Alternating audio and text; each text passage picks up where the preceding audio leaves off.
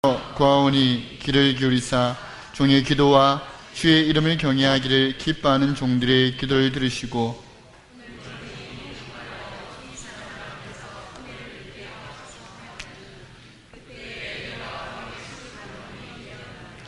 아멘. 이 시간 우리 말씀의 제목을 함께 화면을 통해서 함께 고백하기를 원합니다. 다 같이 고백하겠습니다. 주님이 찾으시는 사람. 아멘. 옆에 계신 분에게 한번 축복하시겠습니다. 주님이 찾으시는 사람이 됩시다. 축복하겠습니다. 할렐루야. 주님이 찾으시는 그 한 사람, 그 예배자, 오늘 시간 느헤미야를 통하여서 하나님께서 왜 그를 찾으셨고 왜 그를 사용하시는지를 말씀을 통해서 우리는 오늘부터 시작해서 수요 예배 또 기회가 되는 대로 이 시간 느헤미야의 말씀을 통하여서 여러분들에게 말씀을 증거하고자 합니다. 오늘 진행되는 그런 순서에 따라서 여러분들에게 질문을 드리고 답변을 듣고 같이 공유하는 시간을 가졌으면 좋겠습니다. 질문을 드릴 때 우리 성도님들은 하나님 앞에 쓰임받을 때 어떤 모습으로 쓰임받고 싶으신지를 잠시 생각해 주십시오. 나는 찬양으로, 나는 율동으로, 나는 봉사로, 나는 구체적인 내용들을 가지고 하나님께 나는 쓰임받고 싶다라는 그런 개인적인 고백들이 이 시간 한번 생각을 해 보았으면 좋겠습니다. 나는 이번에 내가 발표할 거라고 생각하시고 구체적으로 생각을 해 놓으시면 되겠습니다. 예, 5초 드리겠습니다. 5, 4, 3, 1 그만. 예. 정집사님께 한번 여쭤보겠습니다. 애들 시키려고 했는데 애들 얼굴이 너무 안 좋아가지고 그나마 얼굴 더 좋아 보이신 정집사님께 여쭤보는데, 집사님은 어떤 모습을 하나님께 쓰임받고 싶으십니까?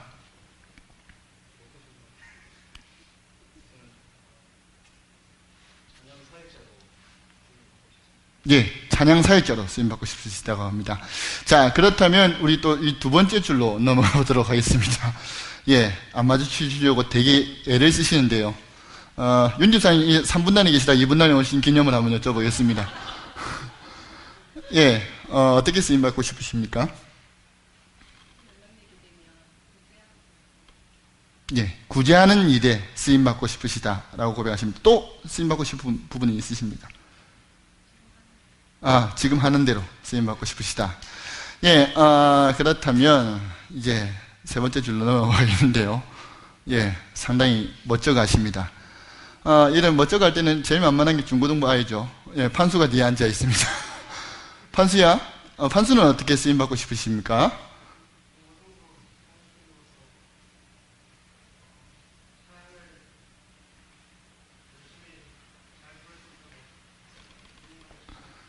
예, 찬양을 하는 일에 잘 쓰임받고 싶다고 합니다. 찬양을 부르는 일에 쓰임받고 싶다고 합니다. 그런데 판수는 안타깝게도 찬양을 부르는 일보다는 찬양을 반주하는 일에 지금 기타리스트로 쓰임받고 있습니다. 아무튼 다음에 기회가 된다면 찬양을 불러보는 일에도 한번 같이 동력했으면 좋겠습니다.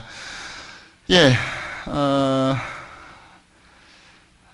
다들 질문해보신 분인 것 같은데 이쪽 줄은요. 예, 김명희 집사님 오늘 또 새가족 부원으로서 찬양 특송을 열심히 섬겨 주셨는데 집사님께서는 어떻게 하나님께 쓰임받고 싶으십니까?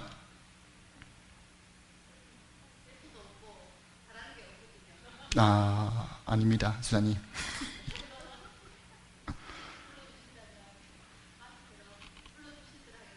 예, 불러주신 대로 자 기꺼이 쓰임받고 싶다라고 말씀하셨는데 아마 우리 김명희 집사님에게는 생명을 잉태하는 그런 놀라운 능력이 있는 것 같습니다. 벌써 이렇게 셋째를 두시고 전도가 굳이 그죠? 믿지 않는 사람들만 데리고 와야 전도겠습니까? 이렇게 잉태함을 통해서 전도하는 것도 전도인데 아마 영혼 사랑하는 그 마음이 우리 아이들을 통해서 나타나는 것 같습니다. 저는 개인적으로 어떻게 쓰임받고 싶냐면 요즘 뉴스를 통해서 간간히 들려오는 교회에 대한 안 좋은 소식, 특별히 목회자들 그리고 또 목회자 지망생들을 통한 좀 안 좋은 소식들이 많이 들려옵니다.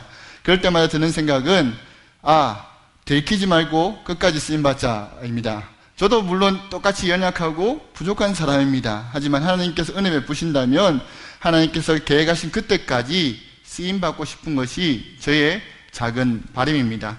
더 나아가서 더 큰 꿈을 꾼다면 인정받는 목회자보다는 존경받는 목사님이 되고 싶습니다. 여러분들에게도 말씀을 드렸지만 요즘 하도 목사들이 많다 보니 어떤 분들은 목사님을 향하여서 어떤 목사, 누구누구 목사라고 표현합니다. 물론 자녀들을 둔 그리고 또 가족들 중에 이렇게 손 아래에 있는 사람들을 두고 이렇게 누구누구 목사라고 표현하시는 분들도 계시겠지만, 목사님들이 대접받지 못하고 존경받지 못하는 이런 시대 가운데 어쩌면 우리 한교회 담임하시는 우리 한정원 목사님처럼 저 또한 성도들로부터 그리고 또 이웃들로부터 인정받는 목회자가 되고 싶은 것이 저의 원대한 꿈입니다. 이 꿈대로, 그리고 방금 우리 성도님들이 고백하신 대로, 여러분들이 생각하신 대로 하나님 앞에 귀하게 쓰임받는 우리 성도님들 되시기를 주님으로 축복합니다. 다시 한 번 더 인사하시겠습니다. 주님께서 찾으시는 사람이 됩시다. 아멘. 주전 538년의 일입니다. 하나님께서 바사왕 고레스를 통하여서 바벨론의 포로 생활하던 이스라엘 백성들을 자신의 고향으로 귀환을 시키십니다. 첫 번째로 스룹바벨을 통하여서, 두 번째로 에스라를 통하여서, 세 번째로 느헤미야를 통하여서 차근차근 당신의 백성을 당신의 땅으로 인도해 주십니다. 그러면서 그들에게 주신 첫 번째 사명이 바로 예루살렘 성전 재건입니다. 바벨론 침공을 인하여서 무너졌던 성전을 다시 세우는 일에 스룹바벨의 지도하에 귀환하였던 사람들이 그 일들을 담당하였습니다. 그 일들은 스룹바벨의 지도하에, 그리고 또 고레스의 빵빵한 지원 아래 모든 것이 순적하게 이루어질 것 같았습니다. 하지만 여러 대적들의 반복된 그런 방해로 인하여서 그 금방 이루어질 것 같았던 성전 재건이 힘겹게 이루어지는 장면들을 에스라의 말씀을 통해서 확인할 수 있습니다. 문제는 예루살렘 성을 보호할 성벽이 그 성 주변에 둘러싸여져 있지 않다라는 것입니다. 패권 다툼이 치열했던 고대 사회에서 제대로 된 성벽 하나 없이, 성문 하나 없이 성만 덩그러니 세워져 있다고 한번 생각해 보십시오. 성만 있고 성벽이 없습니다. 그럴 때에 그들을 노리는 대적들의 입장에서는 누워서 떡 먹기 인식으로 그 성전을, 그 성을 그냥 반복해서 침략하는 것입니다. 틈만 나면 주변 대적들이 공격해 옵니다. 문제는 대적들의 숱한 공격으로 인하여서 예루살렘에 남아있는 자들은 육적으로, 영적으로 매우 지쳐있는 상태입니다. 오늘 시간 이런 상황 가운데서 이런 안타까운 소식이 느헤미야에게 들려오는데요.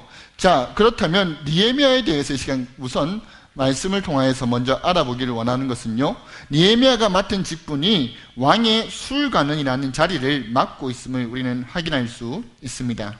술관원에 대해서 잠시 설명을 해드리자면, 우선 술관원은 매우 중요한 사람입니다.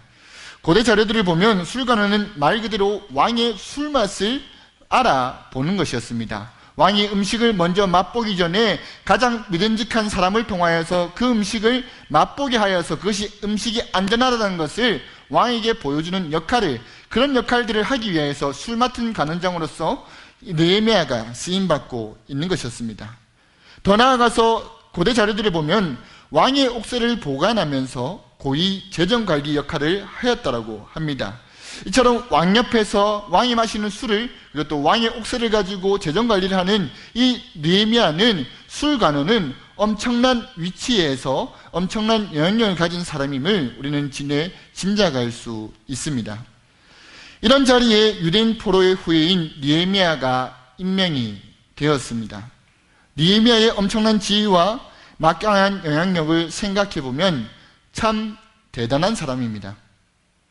이런 대단한 사람이 유대인이었다니, 하나님 믿고 하나님을 예배하는 유대인이었다니, 시대를 초월한 지금 또한 하나님 믿는 사람으로서 괜히 어깨가 으쓱합니다. 우리가 생각했을 때 왕을 직접 대하고 모시는 것 빼고는 그렇게 아쉬울 것 하나 없고 어려움이 없는 사람일 것 같습니다. 그런데 느헤미야에게도 말 못할 어려움이 찾아오는데요. 그 내용이 3절에서 4절의 말씀을 통해서 확인할 수 있습니다. 3절의 말씀을 제가 읽어드리겠습니다. 4절의 말씀을 우리 성도님들이 읽으시면 감사하겠습니다. 그들이 내게 이르되 사로잡힘을 면하고 남아있는 자들이 그 지방 거기에 큰 환난을 당하고 능력을 받으며 예루살렘 성은 허물어지고 성문들은 불탔다 하는지라.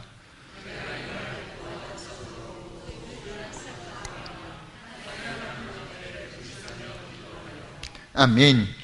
아무런 걱정 없고 근심 없을 것 같았던 느헤미야에게도 슬퍼하며 금식하며 기도해야 할 일이 생겼는데, 그것은 바로 자신의 동족의 아픔입니다. 근래 예루살렘에 다녀온 하나니를 통해서 들은 예루살렘의 상황은 자신이 처한 상황과는 정반대로 처한 그 유대 동족들의 상황들을 듣게 됩니다. 자신은 안락하고 윤택하게 지내는데 자신의 동족들은 고향에 돌아가 주님께서 맡겨주신 사명을 따라 대적들의 반대에도 불구하고 성전 재건을 이루어가고 있습니다. 하나님의 사명을 귀하게 감당한 고향의 귀한민들이 잘 살면 그나마 감사할 텐데 실상은 너무나도 힘든 상황입니다. 주변의 대적들의 끊임없는 괴롭힘으로 인하여서 하나님의 백성이라는 이 선민적인 정체성을 상실한 채 되는 대로 살아가고 있습니다. 인간적으로 승승장구하였던 느헤미야와 하나님의 사명을 어려운 중에도 잘 감당하였던 예루살렘의 유대인들의 모습을 통해 어느 누구 하나 아무런 일 없이 평탄하게 산 사람은 아무도 없음을 말씀을 통해서 발견합니다. 아무리 대단한 자리에 있다고 하더라도, 아무리 천한 자리에 있다고 하더라도 그 누구에게도 살면서 당하는 어려움은 똑같이 찾아온다는 것입니다. 자신이 당한 어려움 앞에 예루살렘에 있던 유대인들은 점점 믿음의 정체성을 상실해 가고 있습니다. 반대로 고통의 종류는 다르지만 똑같이 고통당하였던 느헤미야는 어려운 중에서도 하나님께 금식하며 기도하고 있습니다.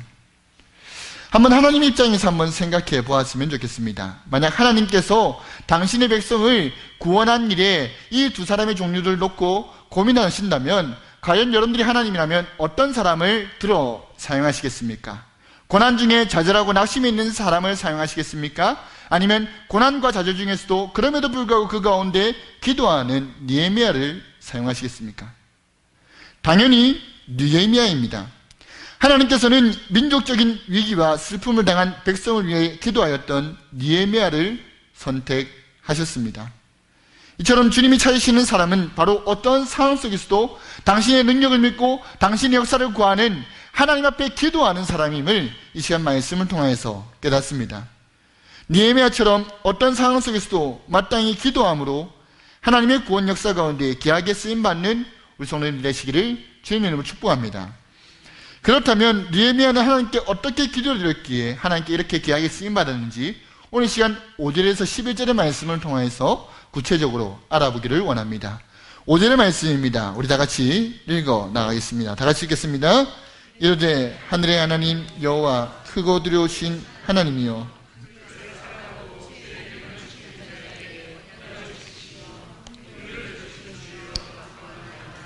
아멘. 우선 느헤미야의 기도는 하나님이 어떤 분이신지를 먼저 고백하고 인정하고 있습니다. 느헤미야의 첫 번째 기도의 내용은 하나님에 대한 고백과 인정에서 시작이 됩니다. 느헤미야는 하나님을 가리켜 하늘의 하나님이라고 고백합니다. 이는 주님께서 가르쳐주신 주기도문에 나와 있는 하늘에 계신 우리 아버지여라는 전능하신 하나님에 대한 인정과 고백이 동일한 의미로서 고백되어지고 있습니다. 그리고 느헤미야는 하늘의 하나님을 크고 두려우신 분으로 고백하고 있습니다. 크고 두려우신 분, 두렵다라는 표현을 우리가 잘 아는 표현으로 경외하다라고 표현할 수 있습니다.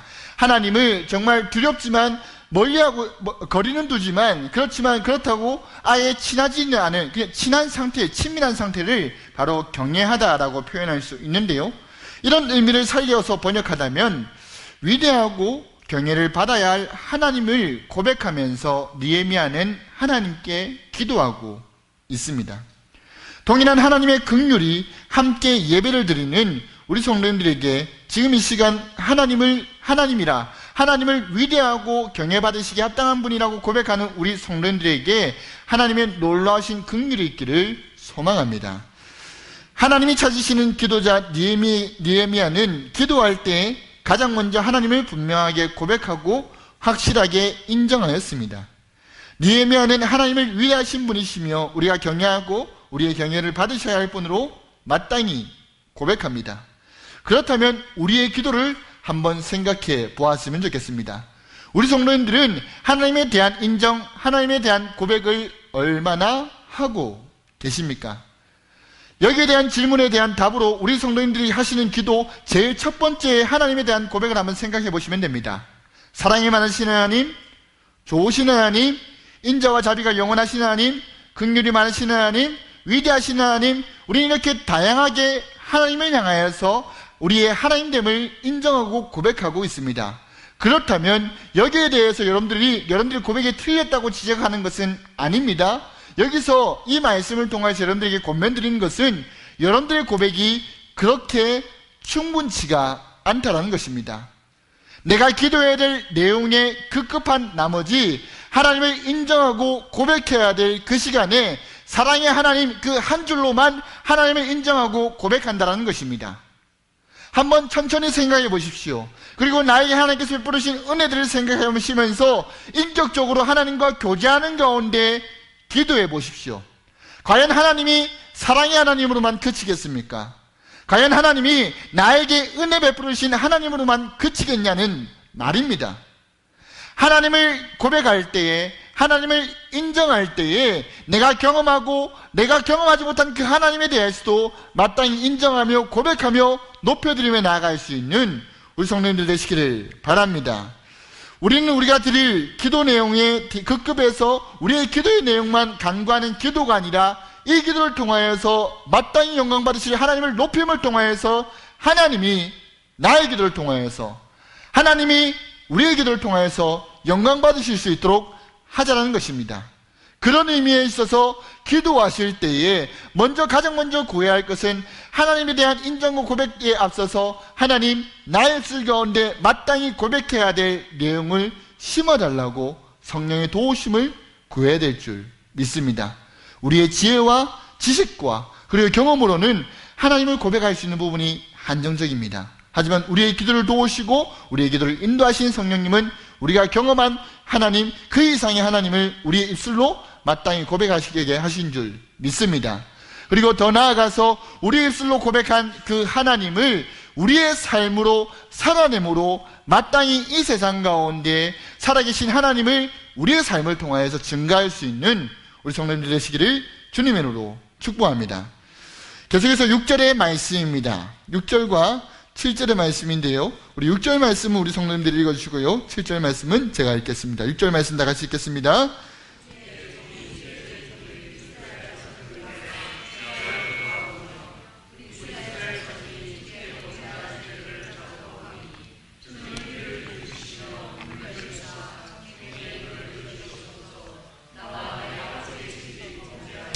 주를 향하여 크게 악을 행하여 주께서 주의 종 모세에게 명령하신 계명과 율례와 규례를 지키지 아니하였나이다.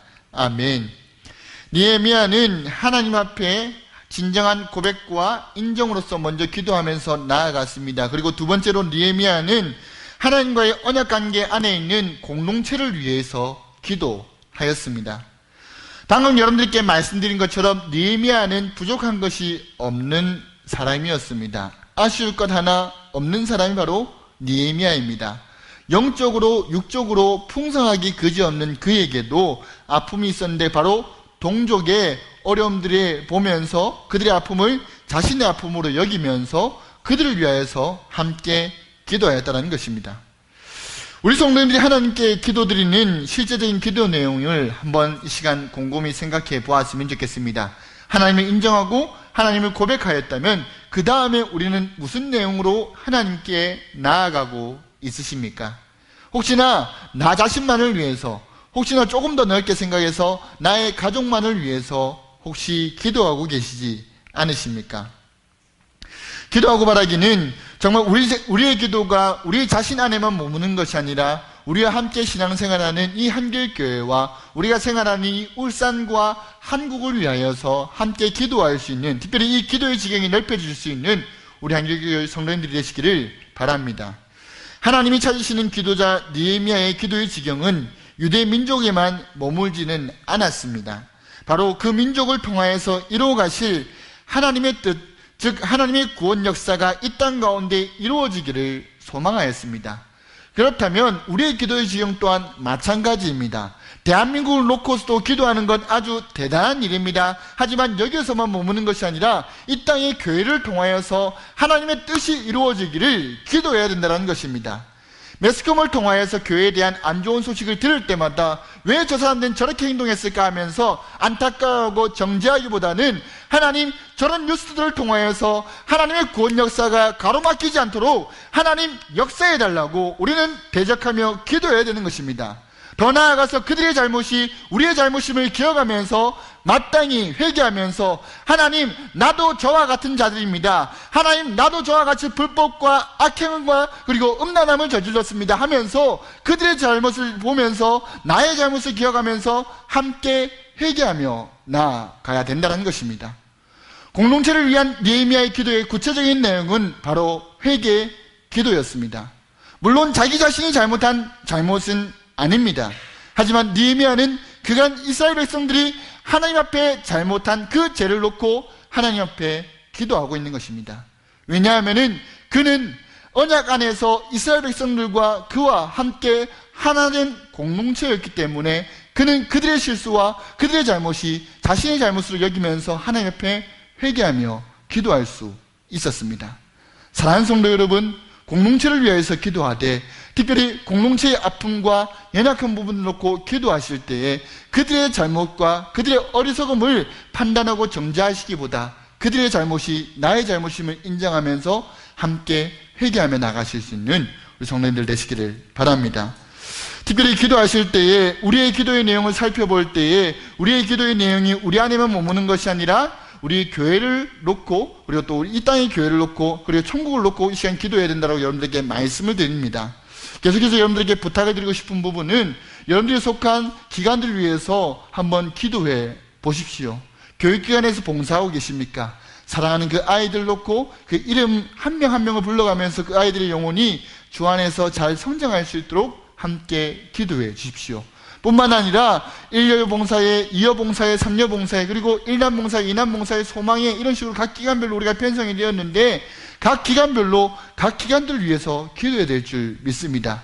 특별히 각 기관별로 연합하여서 이번 주 토요일 날 사랑의 바자회 행사들을 기획하고 있는데 그것들을 3여 봉사에 그리고 몇몇 봉사에만 임원들에게만 맡겨두시는 것이 아니라 그 일들을 위해서도 함께 기도 부탁을 드리겠습니다. 더 나아가서 한길교회 미래인 우리 자녀들을 놓고 그 자녀들을 위해서 함께 기도해 주실 수 있는 우리 성도님들 되시기를 바랍니다. 그리고 더 나아가서 가장 중요한 기도 제목입니다. 바로 누누이 계속해서 말씀드리고 강조하는 부분이지만 우리를 말씀으로 기도를 이끌어 주시는 담임 목사님을 위해서 마땅히 기도해야 될 때임을 믿으시기를 바랍니다. 지난번에도 말씀드렸지만 지금까지 목사님께서 여러분들을 위해서 기도해 주셨다면 지금 목사님을 위해서 여러분들이 목사님을 위해서 기도해야 될 때임을 기억하시면서 내일 수술을 앞두신 목사님을 위해서 그리고 또 목사님의 그 수술을 집도하실 의사와 병원을 위해서 함께 기도해 주십시오. 하나님께서 깨끗하게 치료해 주시고 낫게 해주시고 하나님께서 마음껏 쓰시기에 합당한 건강으로 회복시켜 주실 줄 믿습니다. 느헤미야는 유대민족을 위해 기도할 때 그들이 지금까지 범하였던 잘못을 철저히 회개하며 나아갔습니다. 실제적으로 그는 잘못한 것이 없었습니다. 하지만 그의 민족을 놓고 위해서 함께 그는 애통하며 기도하였습니다. 우리 모두 다 죄인입니다. 이 사실들을 기억할 때 우리는 하나님 앞에 느헤미야처럼 하나님 앞에 기도할 수 있는 것입니다. 회개는 하나님과의 관계를 여는 가장 중요한 방법이기 때문에 죄로 인하여서 다쳤던 하나님과 이스라엘 백성과의 관계를 열어줄 수 있는 가장 효과적인 방법입니다. 더 나아가서 하나님과 개인적인 그런 관계에 있어서 다쳤던 부분들이 있으십니까? 먼저 회개하십시오.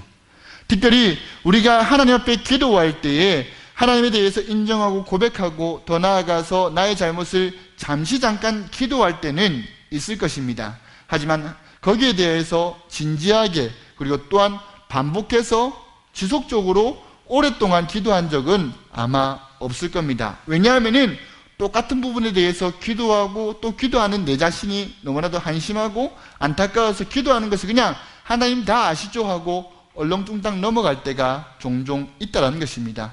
이렇게 기도하시면 안 됩니다. 하나님이 아시고 우리가 압니다. 우리가 아는 한 우리가 알고 있는 그 죄에 대해서 철저히 회개하시고 나아가셔야 되는 것입니다. 그리고 더 나아가서 기도하러 나온 나 자신의 모습에 도취되어서 자신의 잘난만을 늘어놓고 기도하며 나아가는 그런 잘못을 범하지 마시길 바랍니다. 하나님 앞에 의인은 우리 주 예수 그리스도밖에 없습니다. 우리 모두 다 죄인입니다. 우리 모두 다 죄인된 우리는 하나님 앞에 하나님에 대해서 인정하고 고백하며 공동체를 위해서 기도하기 전에 나의 죄를 먼저 놓고 기도하시고 철저히 회개하며 나아가실 수 있는 우리 성도님들 되시기를 바랍니다. 계속해서 8절에서 10절까지의 말씀입니다. 8절에서 10절까지의 말씀, 8절 제가 읽고요, 9절 우리 성도님들이 읽어주시고요, 10절의 말씀은 우리 다 같이 읽도록 하겠습니다. 옛적에 주께서 주의 종 모세에게 명령하여 이르시되 만일 너희가 범죄하면 내가 너희를 여러 나라 가운데 흩을 것이요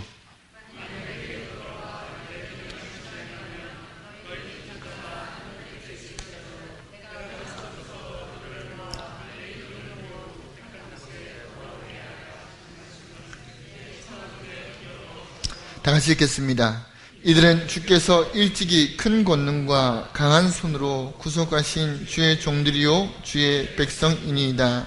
아멘. 마지막으로 느헤미야는 하나님의 약속을 의지하면서 기도하였습니다. 하나님에 대해서 인정하고 마땅히 고백하였던 느헤미야는 공동체를 위해서 기도하였고 공동체를 위해서 특별히 기도할 때에 하나님의 말씀을 붙들고 기도하였습니다. 느헤미야의 기도의 내용을 살펴보면 신명기 30장 1절에서 5절의 내용이 핵심적으로 요약되어 있음을 확인할 수 있습니다. 우리는 느헤미야 기도를 통해서 우리는 하나님께 당신의 백성이 언약을 버리고 죄를 범하였을 때 열국 중에 흩어졌음을 알 수 있습니다. 그렇다면 이 백성이 회개하고 여호와의 말씀대로 순종할 때 다시 복을 받게 될 것입니다. 바로 이것이 하나님의 공의입니다. 우리가 잘난 것에만 대하여서 축복받는 것이 아니라 우리가 잘못한 것에 대해서는 하나님께서 철저히 심판하십니다. 하나님께서 이스라엘 백성의 잘못을 철저히 심판하셨다면 하나님께서 말씀대로 자신에게 돌이키는 백성을 다시 한 번 더 축복하신다는 내용을 느헤미야의 기도를 통하여서 확인합니다. 느헤미야는 말씀에 근거한 확신을 갖고 하나님께 기도합니다. 이처럼 우리는 느헤미야의 기도를 통하여서 기도에 있어서 우리의 생각과 말주변보다는 하나님의 말씀이 가장 중요한 것임을 알 수 있습니다. 그런 의미에 있어서 한 번 더 강조합니다. 말씀을 읽으십시오. 말씀을 읽으시되 꾸준히 읽으십시오. 오늘 아마 내일 그리고 모레까지 욥기 통독이 이루어집니다. 욥기 다음에는 무슨 성경이 나오신지 아십니까? 찬스입니다. 그동안 바빴다고 힘들었다고 성경 통독을 잠시 내려놓으셨던 분들이 있으시다면 시편 말씀을 다시 한 번 더 가까이 하심으로 짧은 말씀이지만 정말 기쁜 하나님의 은혜를 함축한 그 시편의 내용의 말씀을 통하여서 읽어 내려가시면서 하나님께서 나에게 주시는 말씀을 통하여서 그 말씀을 붙들고 기도할 수 있는 우리 성도님들 되시기를 바랍니다. 다시 한 번 더 말씀을 드리겠습니다. 말씀 꼭 읽으십시오. 우리 옆에 있는 성도님들께 한번 인사하겠습니다. 말씀 읽읍시다. 말씀을 읽으시되 정말 이 말씀이 나에게 주어진 말씀이라 생각하시고 은혜되는 말씀이든 은혜되지 않는 말씀이든 그 말씀을 나의 기도로 변환하여서 그 말씀대로 기도하시기 바랍니다. 그 말씀대로 개인적으로 기도할 때에 그 말씀이 우리의 삶을 인도하신 줄 믿습니다. 그 말씀대로 우리의 삶이 변화되고 조정되고 그리고 그 말씀대로 우리의 삶이 하나님의 축복의 자리로 인도될 줄 믿습니다. 그런 의미에 있어서 나의 생각이 아니라 내가 매일마다 읽어내려야 하는 그 말씀을 통하여서 기도할 수 있는 성도님들 되시기를 바랍니다. 느헤미야는 말씀이 나타난 약속을 경험하면서 기도할 수 있었던 근거로 하나님과 자기 백성의 관계를 주장하고 있습니다. 10절의 말씀을 다시 한번 더 읽어드리겠습니다. 이들은 주께서 일찍이 큰 권능과 강한 손으로 구속하신 주의 종들이요 주의 백성이니이다. 아멘. 비록 범죄함으로 70년 동안 바벨론에서 포로 생활한 이스라엘이지만 결국 그들은 하나님의 은혜를 입은 주의 백성입니다. 우리의 상황에 이 말씀을 적용해 보자면 주 예수 그리스도 안에서 하나님과 더욱 특별한 관계를 우리는 맺었음을 알 수 있습니다. 우리는 우리에게 선물을 보내오신 성령님의 중보 사역으로 말미암아 예수님을 나의 구주로 영접하였습니다. 예수님을 나의 구주로 영접한 사람들은 하나님의 자녀가 되는 권세를 주셨습니다. 특별히 하나님을 나의 아버지로 모시는 데에 무섭고 근엄하신 그저 그런 딱딱한 아버지 하나님이 아니라 성령 하나님을 통하여서 아버지 하나님을 나의 아빠 하나님으로 고백할 수 있게 되었다는 것입니다. 더욱더 친밀한 관계 가운데 하나님께서 예수 그리스도를 통하여서 우리와 하나님과의 관계를 맺어 주셨습니다. 하나님께서 우리의 죄를 용서해 주시고 우리의 요구에 응답하실 수밖에 없는 이유는 저와 여러분이 바로 하나님의 자녀이기 때문입니다. 거듭된 실패와 좌절 가운데 차마 하나님 앞에 나와 기도할 수 없을 정도로 하나님 보시기에 부끄러운 상황 가운데 처한 성도님들 계십니까? 막상 기도하려니 지난날 잘못이 너무나도 부끄러워서 하나님 앞에 나아가는 것이 두려워 겁내고 계신 성도님들 있으십니까? 그러나 그 상황 가운데서 여전히 우리를 당신의 딸로 당신의 아들로 삼아주신 그 하나님은 우리의 기도를 들으시길 원하시고 우리와 교제하기를 원하신다는 그 생각을 가지시고 마땅히 우리 아빠 되신 하나님 앞에 나와 기도할 수 있는 우리 성도님들 되시기를 바랍니다. 하나님께 믿음으로 나오십시오. 우리의 연약하고 부족한 부분을 용서해 주시고 기꺼이 하나님께서 싸매어 주시고 우리를 회복시켜 주시고 우리를 느헤미야처럼 사용하실 줄 믿습니다. 하나님께서 느헤미야를 찾으시는 이유는 그의 대단한 위치가 아니었습니다. 그의 막강한 영향력 때문에 그를 찾으시는 것 아니었습니다. 충분히 기고만장하게 자신을 위해서 살 수 있는 상황 속에서도 겸손하게 하나님의 뜻을 이룰 백성의 아픔을 자신의 아픔으로 여기며 지속적으로 기도할 수 있는 사람이었기 때문에 하나님은 느헤미야를 찾으셨던 것이었습니다. 그 사람이 느헤미야였던 것처럼 하나님이 찾으시는 그 사람이 우리 한결교회 성도님들 한 사람 한 사람이 되기를 진심으로 축복합니다. 하나님께서 찾으시는 사람은 기도하는 사람입니다. 특별히 구체적으로 하나님을 고백하고 하나님을 인정하는 사람이었고 하나님의 주의 몸된 공동체를 위해서 함께 기도할 수 있는 사람이었습니다. 더 나아가서 하나님의 말씀을 확실하게 붙들고 기도하는 사람이었습니다. 주님이 찾으시는 이 기도하는 사람이 우리 한결교회 성도님들 되시기를 주님의 이름으로 축복합니다. 오늘 시간 말씀을 기억하면서 함께 찬양하기를 원합니다. 주님이